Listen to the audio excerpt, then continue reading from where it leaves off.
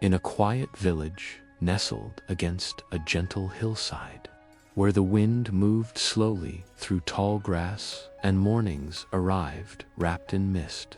There lived an old woman named Amara.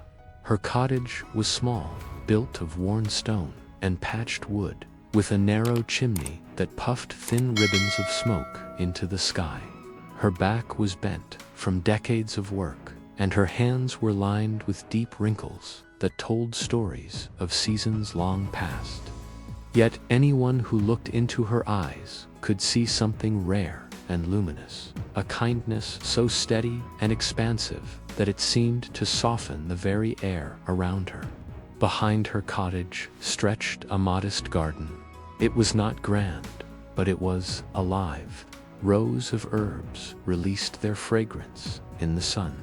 Wildflowers bloomed in cheerful clusters of yellow and violet, and near the center of the garden stood a small apple seedling, thin and fragile, protected by a circle of stones. That seedling was the last gift her late husband had given her before he passed away many years earlier. On the day he handed it to her, he had smiled and said, "Plant this, Amara. Let it grow long after we are gone." And so she did.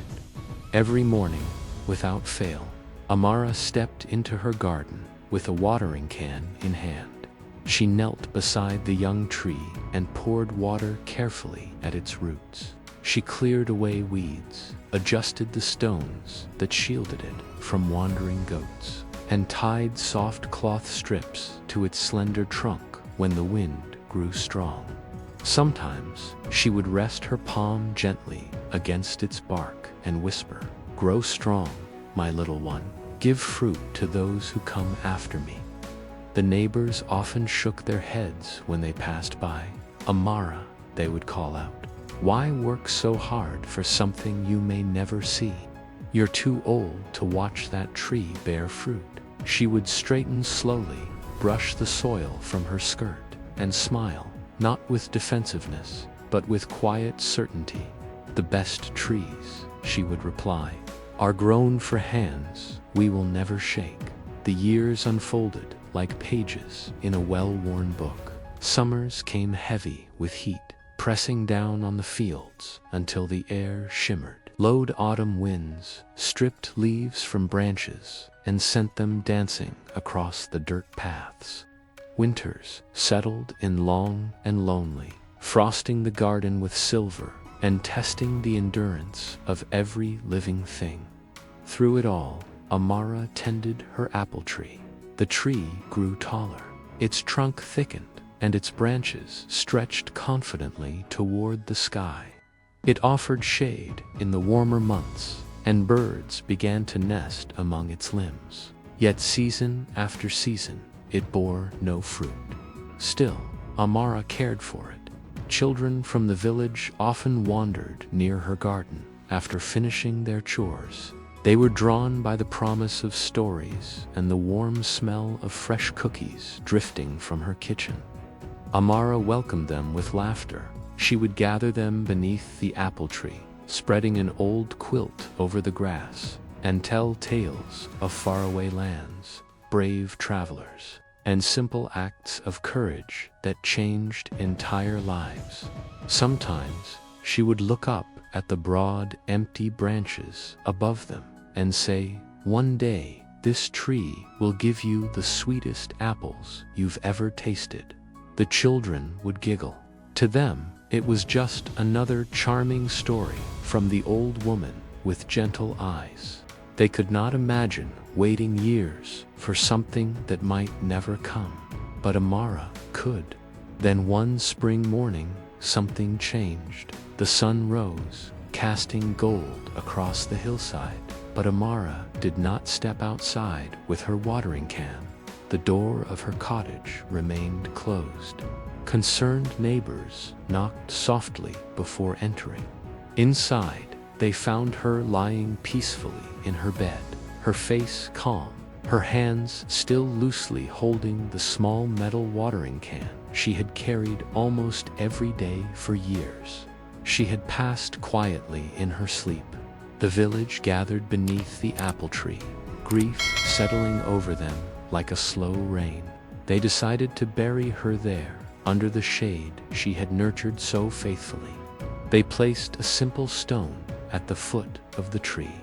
Carved into it were the words, "She planted love for those yet to come." That summer, something remarkable happened. For the first time since it had been planted, the apple tree bloomed. Its branches erupted in delicate white flowers that shimmered in the sunlight like scattered stars. The fragrance drifted through the village, soft and sweet, impossible to ignore. People paused when they passed by. They stood in silence, remembering the woman who had tended this tree through every season of doubt. As the months moved toward autumn, the blossoms gave way to fruit. Small green apples appeared, growing larger and warmer in color until they turned a rich, glowing gold. The branches bent under their weight. The children who had once laughed beneath its limbs were now older, their faces more defined, their responsibilities heavier. They returned to the tree with a mixture of wonder and reverence. Carefully, they reached up and picked the apples. They were sweeter than anyone could have imagined. Word spread quickly. Villagers gathered under the tree to share the fruit. They brought baskets and blankets. They told stories about Amara, about her cookies, her gentle voice, her unwavering belief that kindness was never wasted. Laughter returned to that patch of earth, mingled with gratitude. Soon, benches were built beneath the tree's canopy. It became a meeting place. Disagreements were resolved there. Celebrations were held there. Travelers were welcomed and offered apples as a sign of hospitality. The tree, once dismissed as a futile effort, had become the heart of the village. Years passed again, but this time the story did not end at the hillside. Visitors from distant towns came to see the apple tree that had bloomed only after its caretaker was gone. They listened as villagers told the story of the woman who planted without expecting to taste the fruit.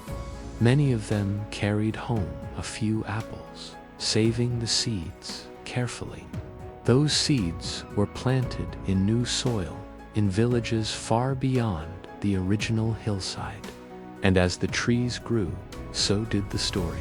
People began calling them Amara trees, not because of their fruit alone, but because of what they represented. Each tree stood as a quiet reminder that some of the most meaningful acts in life are done without applause, without reward, and without certainty of return. True kindness, the villagers would say, is an investment in a future we may never see. Amara understood something that many struggle to grasp. She knew that value is not measured by immediate results. In a world that often demands quick rewards and visible success, she chose patience. She chose faith. She chose to nurture something that might outlive her. And in doing so, she transformed more than a garden. Her daily act of watering a tree became a lesson that rippled outward through generations. The children who once sat at her feet grew into adults who planted gardens of their own. They mentored the young. They gave without calculation. They began to ask themselves not, "What will I gain?" but "Who will benefit after I am gone?" The apple tree still stands on the hillside. Its trunk is thick now, its roots deep and unshakable. Each spring, it blooms. Each autumn, it offers fruit. Beneath its branches, people continue to gather, to rest, to talk, to remember. If you were to sit there quietly, you might notice something remarkable. The shade feels different. It carries a sense of intention, as though every leaf understands why it exists. The sweetness of the apples seems layered with history, nourished by years of unseen devotion. Amara never tasted the fruit of her labor. She never witnessed the benches being built or heard the laughter of a united village beneath the branches she once protected with stones. Yet her absence did not diminish her impact. It revealed it. Because true kindness does not wait for recognition. It does not keep score. It does not demand repayment. It gives, it nurtures, and it trusts, trusting that someday someone will sit in its shade and smile. Perhaps the most powerful question this story leaves us with is not whether the tree bore fruit, but what seeds we are planting today. Are we investing in people we may never meet? Are we offering patience where frustration would be easier?